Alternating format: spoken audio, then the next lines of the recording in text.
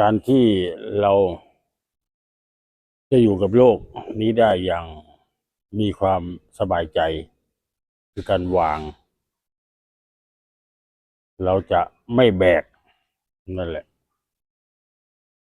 ไม่แบกสิ่งของต่างๆอันนี้หมายถึงแบกในใจนะในใจอย่าไปแบกแบกลูกแบกหลานใช่ไหมแบกอดีตแบกอนาคตเนี่ยสิ่งของเหล่านี้มีแต่มันเป็นนามมันก็หนักหนักที่ไหนหนักที่ใจเรานี่แหละถ้าจิตใจเราไปยึดมันก็หนักถ้าเราวางซะบ้างเนาะ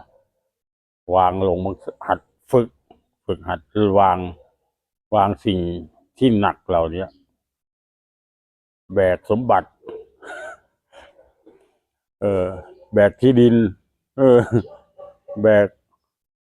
รถแบกลาแบกรถไม่ว่าสมบัติต่างๆที่เราไปยึดมั่นถือมั่นนั่นแหละคือการแบกไว้ในใจแล้วมันหนักต้องฝึกให้รู้มีสติอยู่กับปัจจุบันเลยมันถึงจะวางได้ฝึกสติอย่าไปแบกนักตรงนี้มันเป็นของโลกของแบบ ยืมใช้ก็ว่าได้แม้แต่ลูกแต่หลานก็เหมือนกันกรรมใหม่ที่เราอยากได้มาทั้งนั้นแหละนั่นแหละเราก็เลยต้อง